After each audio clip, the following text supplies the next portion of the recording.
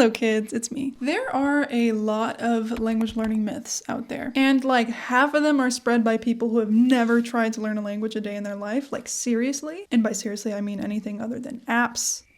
Okay, so I think they're just so commonly believed because people use them as excuses to not try to learn languages, but people who do successfully try and learn languages know that they're not true. So this is just going to be a little knowledge transfer from me to you because hello, I'm Elysse. I am learning so many languages: Spanish, French, Portuguese, German, sign language, French, Farsi. I already said French, god damn it.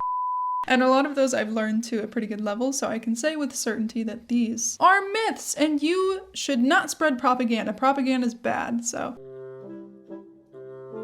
You have to learn beginner stuff first. I think a lot of people are really into like the proper structure of learning a language. Like if you're a beginner, you stay in your place, you learn these things first. You only focus on beginner topics and beginner materials, and you don't stray outside of that. I will concede that you do need to learn some things in a certain order. Like yes, you should learn how to say hi, my name is, whatever, all that stuff before you learn to talk about your hobbies. It only makes sense. But at the same time, there are so many beginner topics that are just not urgent and not important, but like we continue to force people to learn them first for some reason, like giving directions. People just go on Google Maps now. It's useless now. My belief is when you're a beginner, you have like a lot of this momentum and like beginner energy and excitement, and it's really, really important for you to capture that and invest it into something that is going to invest back into you and keep you excited and motivated for the language. If you're learning Chinese because you're really interested in Chinese history, there's no reason you can't, consume media about that in the language, even just with like your native language subtitles. It doesn't have to be 100% in the language. That stuff will interest you. It will keep you motivated. It's going to like help you set down roots in the language so that you're motivated to come back time and time again. Because if you don't do that, if you don't give yourself like a real reason to stay engaged with the language, you're going to reach like an A2 level and be like, I'm burnt out. I need motivation. I need inspiration. And I'm like, well, I'm not surprised. You used up all of your like beginner energy and excitement on stuff that doesn't interest you just because you thought it's what you were supposed to learn. So in short, I don't blame you. It's like what people think they're supposed to do is just do beginner stuff. Don't branch out. Don't engage with native content or anything like that, but you totally can. Do whatever the fuck you want. That's my point. Moving on. Speaking comes naturally. Hold my hand while I tell you this, okay? This is the most common language learning problem where people are like, oh, I can understand way better than I can speak. And my answer is always, well, you do know that speaking is the only way to get better at speaking. Right? I think it's a common misconception. People expect speaking to just come on its own naturally after a certain amount of vocab or grammar study. And while those are important, they are the foundations from which you're going to be pulling while you're speaking. Speaking is not just the sum of all of that. It's its own skill on its own that you need to practice and be bad at, but we'll talk about that more later, before you can be good at it. So yes, disappointing news. You need to actually practice it in real life conversations. And to actually get that speaking practice, I take classes on Lingoda. You're going to hear me talk about them a lot. It is an online language school where you can take live classes 24/7, so you can practice speaking whenever it fits your schedule. Like this morning, I woke up and I was like, I want to take an Italian class. E ricostruire questa frase. So posso usare le parole qui? Sì. Ok, devo pensare. Quando ero piccola, sempre andavo a scuola in bicicletta?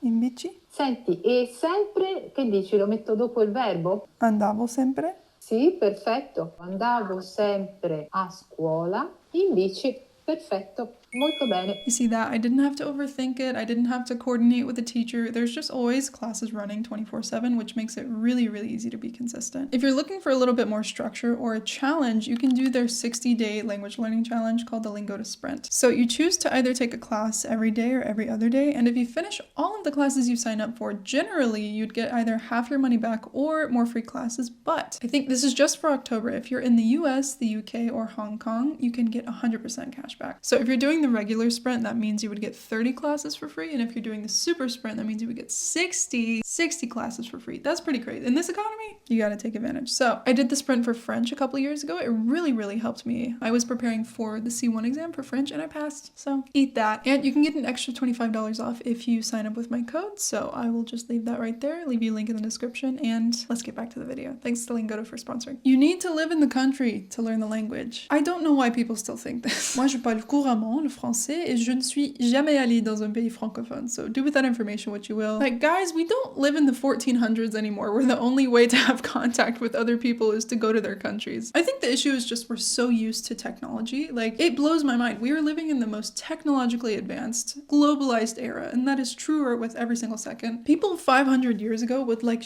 themselves if you told them that you could talk to somebody halfway across the world from your couch. Like, is this nothing to you people? So that's one thing. I think that technology has really kind of democratized language learning and empowered people to learn languages themselves. Like, the knowledge is not just in the hands of native speakers anymore. You can learn a language to fluency, like from your house. Also, on that idea, I think it's a little bit misleading, like the idea that as soon as you get to a country, you're just magically going to be speaking the language all the time and be super immersed. Because you often, if you live there, you often end up using the language in really like repetitive, simplistic ways. Like me, I live in Berlin. And also, disclaimer, Berlin is very, very English speaking. I would say on a daily basis in Berlin, I only ever use German like at restaurants or cafes to order stuff. Yeah, so even as somebody living in Germany, I still regularly take German classes online and study German at home. Like, you're not just magically immersed all the time. You have to start learning languages young to become fluent. So this one, I would ask, like, my counter question is, how young are we talking about? Because when people say this, I don't know if they're referring to like children, because children definitely, they do have like an advantage. I think it's like before the age of 7 is like when children are just able to really, really easily pick up on languages. So there is that. So if we're talking about being a child and like that age, then I have already like disproved the myth because I learned all of my languages past 14. I'm 25 years old and I'm still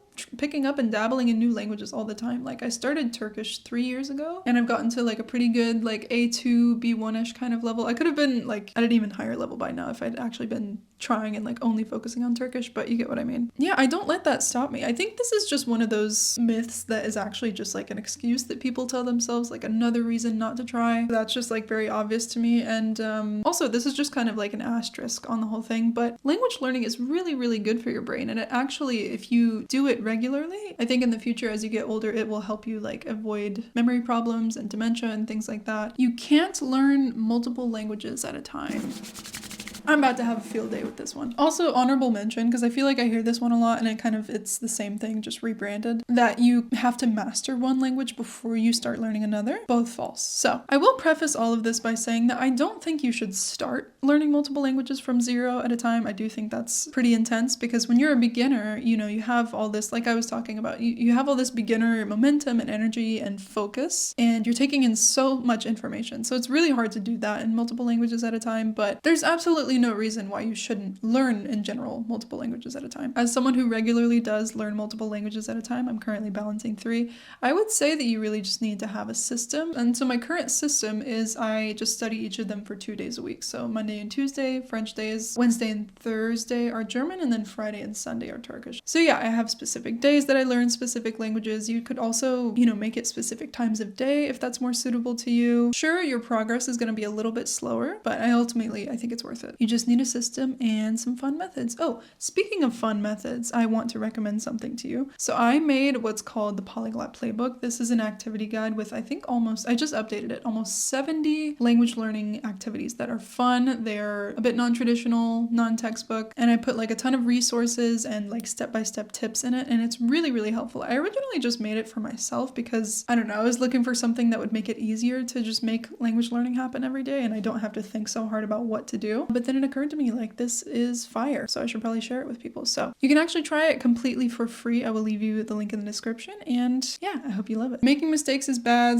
/ mistakes mean I'm not good at language learning. Also, with this one, I want to answer the question of how to overcome making mistakes in a language. So the first thing is, I feel like this question or this myth kind of assumes what a mistake is. Stay with me. It kind of assumes that mistakes are like this horrible thing, and so what you have to do is figure out how to get through feeling awful because of the mistake. You need to reframe what you see a mistake as. Me, what I see a mistake as is it's just information. It's just an indicator of what you need to work on. So honestly, I feel grateful when I make mistakes because it's a flag of like, hey, you still have this thing to work on. It actually reminds me of my high school French teacher, shout out madam. She had this poster on her wall that just said mistakes plus correction equals learning. And I think that really like made it click in my mind of like how simple it really is, because I think we like get in our heads so much when we make a mistake about like what it might mean, and I think we give it all this unnecessary meaning. Instead of telling yourself, I need to learn how to like cope with this awful feeling. You need to learn to condition yourself to not even see it as an awful thing that you have to cope with, if that makes sense. And yeah, I just let myself live, laugh, love, baby. You need to study a certain amount of minutes or a certain amount of hours per day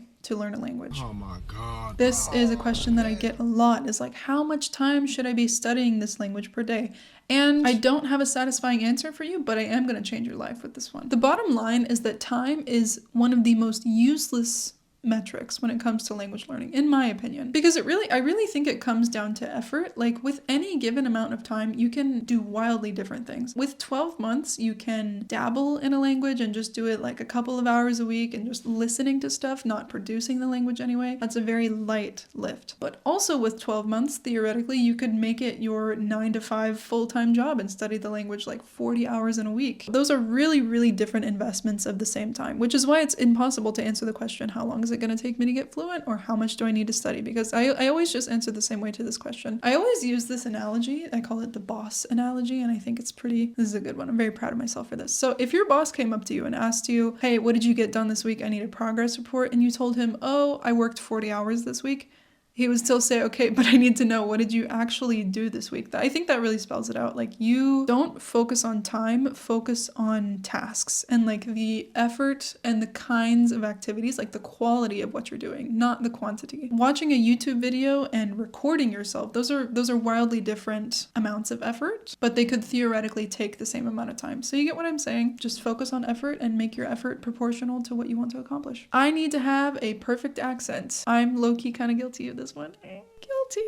For me, accent is very, very important, but that's only because I'm ashamed of my home country. Period. No, like I'm joking about it, but seriously, I think people from the US, we have a really bad reputation with language learning because not that many people, first of all, even learn languages, and when they do, they oftentimes have this like really grating acento americano que traemos en todas las lenguas que aprendemos. I don't want to be part of that. So that's why personally, I put a lot of effort into accent, especially at the beginning when I'm learning language. I really just don't want to have a cringy, buttery American accent, if that makes sense. But I'm also like, I don't care. I don't care when people have accents in my native language. I think that's a realization you really need to have, is like, most of the time people do not care. No one's making fun of you. Like, you're literally, it's all in here. Now, once again, I will concede that there are some languages where it's a bit more important to focus on accent. Like, I think there's something called the pitch accent in Japanese where it's like, you can say the same word or syllable, but with like a different pitch, and it makes it like a different meaning. So there are some languages where it's like, you know, you do need to put a little bit more love and care, and you can't just ignore accent completely. But never let accent be like this looming shameful thing that's like hanging over you, because a lot of time it's not gonna like completely impede people's understanding. But honestly, I don't know if I'm the best person to ask about this because I try really hard to have a good accent.